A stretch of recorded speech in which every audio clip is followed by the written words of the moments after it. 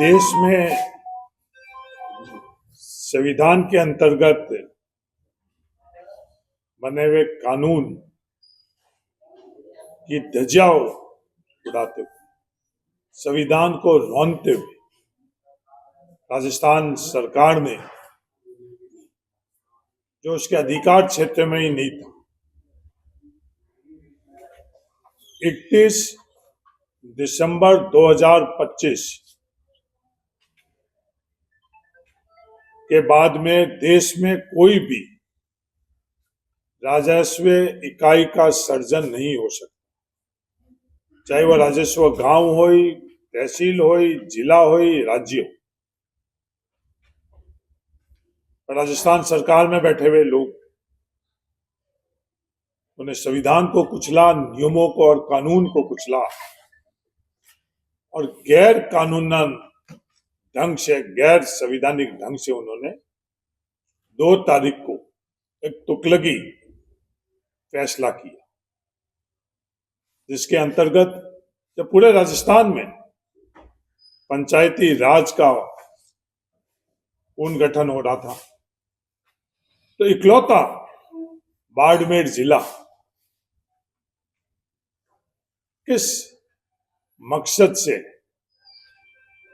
पूरे राजस्थान में एक जिले में ही कुछ तहसीलों में, और तहसीलों का गठन भी उसी दिन बैकडेट में किया गया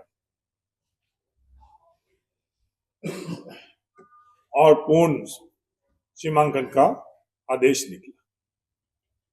उस पूर्ण सीमांकन के आदेश के बाद आज केवीएट लगा रहे हैं।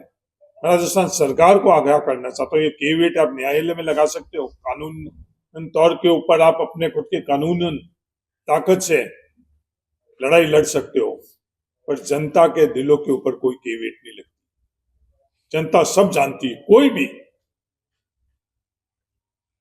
बाड़मेर की जनता के पास आकर ये कह दे कि ये 31 तारीख को कानूनन तौर पर जो दिन तारीख तय थी, उस दिन ही ये फैसला हुआ। सबसे पहले तो ये फैसला करने का जो अधिकार था वो राजस्थान सरकार के पास भी नहीं था। कोई भी आकर ये राजस्थान के अंदर, बाड़मेर के अंदर ही आकर बता दे, किसी मंदिर मस्जिद में जाकर बता दे।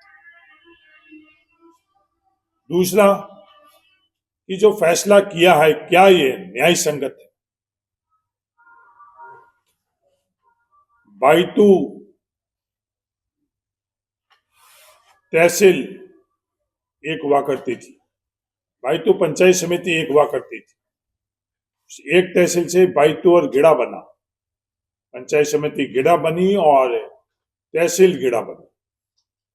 जब मैं लोकसभा का सदस्य था और हिमाराम जी चौधरी साहब राजस्व मंत्री थे, उस समय गिड़ा तहसील का सर्जन हुआ। गिड़ा के लोगों की भावनाओं के अनुरूप वो गिड़ा तहसील बनी। किस मकसद से गिड़ा तहसील को बायतू तहसील से अलग कर एक को एक जिले में, दूसरे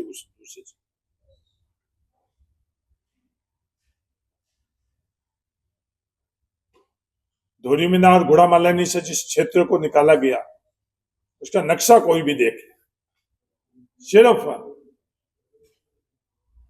जातीय आधार के ऊपर किया गया ये फैसला। ये धार की परंपरा नहीं है, ये बाड़मेर जिले की परंपरा नहीं है, ये इस इलाके की परंपरा नहीं है। नियमों को, परंपराओं को,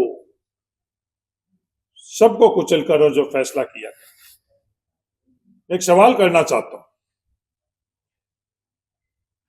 धोरी मीनार घोड़ामालिनी के अंदर तो के विश्नोई जी सार्वजनिक तौर पर उसका श्रेय ले रहे हैं कि मैंने ये करवाया। सही करवाया, गलत कराया, वो आने वाले वक्त के अंदर जनता उसके निर्णय करेगी। धोरी मीनार की जनता को वो निर्णय ठीक नहीं लग रहा है, धरने पर बैठी। हिमाराम जी चौधरी भी कल उस धरने में शामिल हुए, मैं खुद शामिल हुआ, और आज भी हिमाराम जी उस धरने में बैठे। तो गिड़ा से बायतू अलग करना इसकी जिम्मेवारी अभी तक किसी ने नहीं ली। वहां से विधानसभा चुनाव लड़ने वाले आदरणीय बालाराम जी चौधरी, संसद के भारतीय जनता पार्टी से चुनाव लड़ने वाले आदरणीय कैलाश चौधरी जी, छोटे से छोटा कार्य चाहे वो पहले की सरकार में क्यों नहीं हुआ हुआ है, किसी ने स्वीकृत क्यों नहीं करवाया, उसके श्रेय लेने के लिए सार्वजनिक मंचों से, सोशल मीडिया से, उद्घाटनों से वो अपनी बात जनता के बीच में रख रहे हैं। और 2 दिन हो गए हैं, किसी ने ये नहीं, किस मकसद और मंशा से ये किया गया। कहने वाले तो ये भी कहते हैं, और फोन करके भी मुझे कहा, कुछ लोग मेरे पास आए थे संसद लोकसभा के चुनाव के अंदर कि आप दूसरे लोग की तरह धीमे पड़ जाओ। मैंने कहा नहीं, बोला नहीं तो आपको कीमत चुकानी पड़ेगी। फैसले होते ही उन्होंने वापस मुझे फोन से कहा, फिर वो भूल गए। मैं हरीश चौधरी वही हूं, मेरे पारिवारिक पृष्ठभूमि में कोई वार्ड पंच भी नहीं, आज भी मेरे परिवार में कोई राजनीति में नहीं, और मैं इन फैसलों से कभी भी विचलित नहीं होने वाला, डरने वाला नहीं हो, दबने वाला नहीं हो, झुकने वाला नहीं। मेरा ये राजनीतिक सफर किसी ताकत से नहीं, लोगों की ताकत से ही शुरू हुआ, और आज भी इस सफर को यहां जहां तक मैं पहुंचा हूं वो लोगों की ताकत से ही पहुंचा। दबाने वाले ने बहुत दबाया, हदें भी पार की, सबने, चाहे मेरी खुद की सरकार क्यों नहीं थी, तभी प्रयास किए गए। राजस्थान में बहुत कम उदाहरण होंगे जो खुद की सरकार के अंदर सीबीआई के अंदर केस रेफर किया गया। राजस्थान में बहुत कम ऐसे उदाहरण होंगे, एक दफे नहीं, 2 दफे नहीं, 3 दफे नहीं, 4 दफे सीबीआई की जांच हुई होगी। उनसे डरा और दबा नहीं, मैं सिर्फ और सिर्फ अपने लोगों से डरता हूं और अपने लोगों से दबता हूं। उनकी ये सोच कि बाइतू हरीश चौधरी का नहीं है, हरीश चौधरी बाइतू का है, और बाइतू सबका है। बाइतू के टुकड़े करने से आप किसी के टुकड़े नहीं कर सकते। बाइतू के टुकड़े के पीछे जो भी आपकी मंशा है वो आपकी कभी सफल नहीं होगी। ये बाड़मेर जैसलमेर है, ये जोधपुर संभाग है, ये जयपुर में बैठे हुए लोगों ने जो फैसला किया वो ये नहीं जानते। क्या के विश्नोई साहब खुद बाड़मेर जिले के हैं? नहीं, जालोर के हैं, पर ये सवाल कभी भी नहीं उठा। आदूराम जी मेघवाल क्या बाड़मेर जिले के हैं? नहीं, वो जोधपुर जिले के, कभी भी ये सवाल नहीं उठा। प्रियंका चौधरी जी क्या बाड़मेर विधानसभा की है? नहीं, शिव विधानसभा की। साले मोहम्मद जी क्या पोखरण विधानसभा के हैं? नहीं, वो जैसलमेर विधानसभा के। प्रतापपुरी जी क्या पोखरण विधानसभा के? नहीं, वो बाड़मेर जिले के हैं। ये बाड़मेर, जैसलमेर और धार है, उनको समझने में उनकी भूल हुई। मेरा राजनीतिक सफर के अंदर कहीं चुनाव लड़ना मेरी प्राथमिकता ही नहीं थी। मैंने लोकसभा का कभी भी उम्मीदवार का दावेदारी भी नहीं करी, आवेदन भी नहीं किया, पर पार्टी ने जब निर्देश दिया कि लोकसभा का चुनाव लड़ना है तो मैंने सहर्ष स्वीकार किया, और मेरे बाड़मेर जैसलमेर के लोगों ने तन से, मन से और धन से मेरी मदद कर मुझे सांसद बनाया। बाइतू विधानसभा का टिकट के लिए मैंने अप्लाई नहीं किया था। बाइतू पार्टी ने निर्देश दिए और बाइतू की जनता ने मेरे को विधायक बनाया। तो ये भूल गए कि कोई जयपुर में और दिल्ली में बैठकर वार्ड पंच भी नहीं बना सकता है। विधायक और सांसद तो बहुत आगे की बात है। जनता को दिलों के ऊपर आप इस तरह की जिला पूर्ण सीमांकन की लकीर खींचकर उन दिलों को जीत नहीं सकते। जनता के दिल जीतने का बिल्कुल अलग माध्यम है, अलग रास्ता है। जनता को जीतने से, अपने व्यवहार से, अपने काम से, यह जो आप तोड़ने की, कुचलने की, दबाने की जो प्रयास कर रहे हो, ये थार है। बड़े बड़े आक्रामकता इस थार के अंदर इस प्रयास से आए थे और वो विफल होकर गए। ये थार का इतिहास जानने वाले जानते हैं, ये सिर्फ मिट्टी नहीं है, इस संघर्ष का इसका अपना इतिहास है, अपनापन का अपना इतिहास है। जिसने जब ये प्रयास किया उसको मुंह की खानी पड़ी। हरीश चौधरी का कोई भी अस्तित्व नहीं है। थार का एक छोटा सा नगण्य अंग है हरीश चौधरी। आज हरीश चौधरी है, चंद सालों बाद हरीश चौधरी नहीं रहेगा। यह हजारों साल, लाखों साल से थार था और हजारों और लाखों साल तक आगे थार रहेगा। कई पीढ़ियों से संघर्ष से यह थार बना है। यहाँ की परंपरा है, संस्कार है, अपना, और आगे भी भविष्य में कई पीढ़ियों तक ये जाएगा। हम लोग जो थार में आए हैं, मैं बाड़मेर जिले की बात करता हूं, हम लोग सब बाहर से आए हुए हैं। 36 कौम, हर धर्म में मेरी बात कर रहा हूं। मैं बीकानेर से, मेरा परिवार आया हुआ है। बीकानेर से जोधपुर होता हुआ हम लोग यहाँ आए हैं।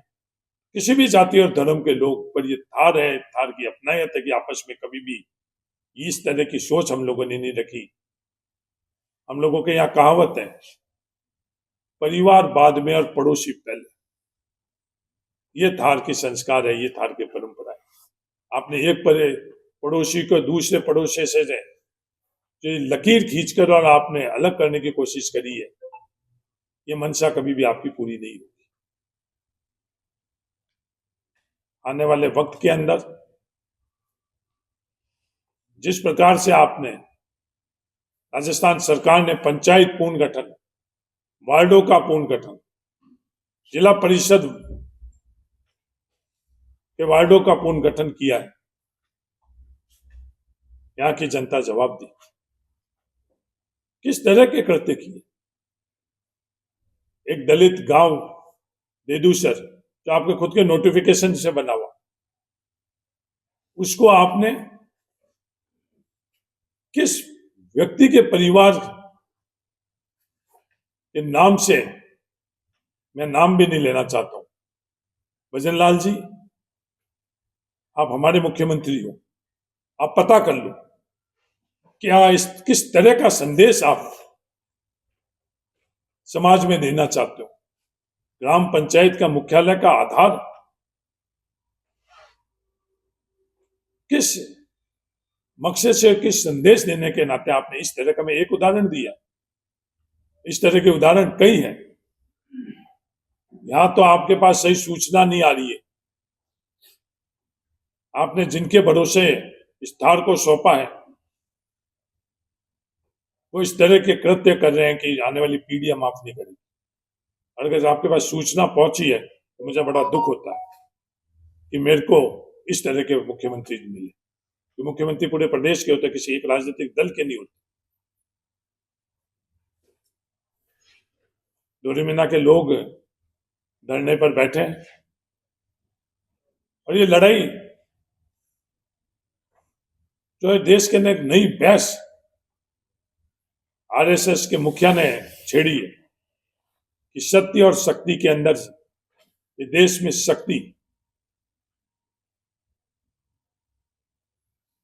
शक्ति से सत्य को दबाने का प्रयास किया जा रहा है। 180 किलोमीटर दूर लोग पूछ रहे हैं कि क्या तर्क है, डोरीमीना बाड़मेर में रही। सिर्फ सवाल करना अलग बात है, 180 किलोमीटर दूर डोरीमीना का व्यक्ति कहां बालोता जाएगा। तो डोरीमीना से 60 किलोमीटर दूर ही बाड़मेर क्या ये व्यवहारिक है? और धोरीबिना और गुड़ामालानी पंचायत जो तहसील है उनसे जिस तरह से ये लकीर खींची गई, मैं उन्हें ये भी बताना चाहता हूं, भारतीय जनता पार्टी को मैं बताना चाहता हूं, जिन लोगों को आपने उस लकीर से तोड़ा है, इस बार तो हम लोगों के साथ रही धार की जनता। 2 दफे जिन लोगों को आपने अलग किया है, वहां के बूथ का अध्ययन कर लो। भारतीय जनता पार्टी के नरेंद्र मोदी जी को प्रधानमंत्री बनाने के लिए उन लोगों ने आपको मत दिया, कांग्रेस पार्टी को मत नहीं दिया। जिन्होंने आपका साथ दिया उनके साथ भी आप लोगों ने इस तरह का कृत्य किया। लोकतंत्र के अंदर ऐसा बहुत चंद उदाहरण आपको मिलेंगे।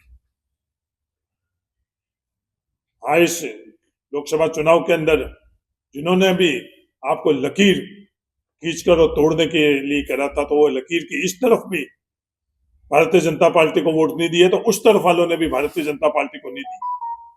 अगर भारतीय जनता पार्टी के दृष्टिकोण से अगर आप आकलन करते हो, तो वो भी रहे समझ से परे हैं कि ये फैसले के अंदर क्या आधार था। तो ये दोनों आधार अगर किसी को समझ में आ रहे हैं तो धार को समझा। एक राजनीतिक दल के नाते, एक बाड़मेर जिले धार के नागरिक के नाते, परंपरा और इतिहास के नाते किसी को भी समझ में आ रहा, कोई भी इसको जायज। सरकार को भी आगाह करना चाहता हूं, केविट तो आपने लगा दी। जिन अंगुलियों की आप लोग धार में नई संस्कृति पैदा करना चाह रहे हो, उस अंगुली की ताकत को आप नहीं जानते हो। हर नागरिक को, पात्र धारक नागरिक जब मतदाता बन जाता है, तो वो अंगुली जो वोटर मशीन के ऊपर, वोट मशीन के ऊपर दबती है, वो ही अंगुली इस लोकतंत्र के अंदर काम में आती है। उसके अलावा अंगुली का उपयोग किसी भी तरह से आप कर लो, वो अंगुली का कोई मायने नहीं। भाई तू में भी आपस में 2 दिनों से चर्चा कर रहे हैं। गिड़ा को भी भाई तू से अलग किया है, गिड़ा के लोगों से चर्चा कर रहे हैं, उनमें भी रोष है। किसी से भी चर्चा नहीं हुई। मैं सवाल करना चाहता हूं, क्या बाटाड़ू को अलग करने से पूर्व मैंने स्वयं 100 दफे छोटे और बड़े समूह में हर राजनीतिक दल, चाहे वो भारतीय जनता पार्टी के कार्यकर्ता और नेता भी क्यों नहीं थे, सबसे संवाद कर मैं खुद नहीं चाहता था कि बाटाड़ू बाइतू से अलग हुए, पर जहां वहां के लोगों का बहुमत हर जाति, धर्म, राजनीतिक विचारधारा से संवाद कर जब उन्होंने सबने स्वर समिति से 1 दफे नहीं 10 दफे उन लोगों को बैठाकर, जो मेरी समझ थी वो भी समझाई उनको, और उनकी समझ मैंने समझी, और आखिर के अंदर जब लोगों ने कहा, लोगों के इच्छा के अनुरूप फैसला किया, ये कि ये कहानी पायला की थी, क्या वो रास्ता ठीक था, क्या वो व्यवस्था ठीक थी, क्या वो माध्यम ठीक था, या ये माध्यम ठीक। इसका फैसला मैं धार की जनता के ऊपर छोड़ता हूं। मुझे विश्वास है धार अपनी अपनायत से ही, ये अगर इन लोगों की सोच ये है कि आने वाले समय के अंदर विधानसभा और लोकसभा के पूर्ण सीमांकन होंगे, अगर कोई विधायक ये सोच रहा है कि मैं दूधवा उप तहसील को गिड़ा में डाल दूंगा और मैं विधायक बन जाऊंगा, तो मदन प्रजापत एक सिर्फ प्रजापत जाति से विधायक नहीं बनाया, 36 जाति का मदन प्रजापत को सहयोग था, और मदन प्रजापत को कांग्रेस के उम्मीदवार के तौर पर अगर कांग्रेस का उम्मीदवार बनाएगी तो 36 कौम के मत से वो विधायक बनेगा। तो इस तरह से आप एक जाति को दूसरी जाति से अलग कर और अगर आपकी सोच है तो धार इसका जवाब देगा। ये जाति की जो सोच रखकर आप इस तरह का फैसला कर रहे हो, ये धार के अंदर कभी भी नहीं हुआ। इससे पहले भी विधानसभा के पूर्ण गठन हुए, पर कभी भी इस तरह का इतिहास आज तक इस धार में नहीं रहा। ये वही धार है जो पंडित देवदत्त तिवारी जी उत्तर प्रदेश से, जो उनके सिर्फ परिवार के 3 सदस्य यहाँ आए, उनको भी विधायक बनाकर भेजा। इस जो जिस सोच से, जिस रास्ते से आप यहाँ आ रहे हो, उसका जवाब धार आने वाले समय में देगा। और मेरी तो आप चिंता ही नहीं करो। मेरे राजनीतिक सफर के अंदर चुनाव इकलौता माध्यम नहीं है, और जनता जहां से मुझे कहेगी चुनाव लड़ने के लिए, तो मैं इतना हौसला रखता हूं कि वहां से चुनाव लड़ूंगा। जनता चाहेगी, पार्टी चाहेगी, कुछ भी आप इस तरह का कृत्य कर प्रयास कर लो। ये धार पूरा मेरा था, मेरा है और मेरा रहेगा। अभी नहीं, पीढ़ियों तक इस धार का ऋण है।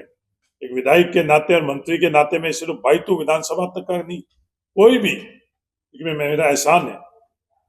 अगर आप बाइतू को और गिड़ा को अलग कर सोच रहे हो कि हरीश चौधरी को 2 टुकड़ों में कर दोगे, नहीं, हरीश चौधरी 2 टुकड़ों के अंदर कभी भी नहीं हुआ। विधायक के नाते भी हरीश चौधरी ने थार को कभी भी अलग दृष्टिकोण से नहीं देखा। थार मेरा परिवार था, थार मेरा परिवार है। और बाइतू को तोड़कर आप बाइतू का अस्तित्व खत्म नहीं करोगे। बाइतू का अस्तित्व खत्म करने का प्रयास करोगे तो कई बाइतू आने वाले समय के अंदर होंगे। एक बाइतू को आप कुचलना चाह रहे हो, एक बाइतू का अस्तित्व खत्म करना चाह रहे हो, तो एक बाइतू की जगह कई बाइतू देखने को मिलेगा। कि मैं आने वाले समय का आकलन कर जितना मैं धार को समझ रहा हूँ, वो मैं आपको आज बता रहा हूँ, आगाह कर रहा हूँ। तो K-वेट की जगह जो बैकडेट के अंदर आपने ये फैसला किया है, उसको आप बचाने की जगह स्वीकार करो, माफी मांगो और उसको रद्द करो। धन्यवाद।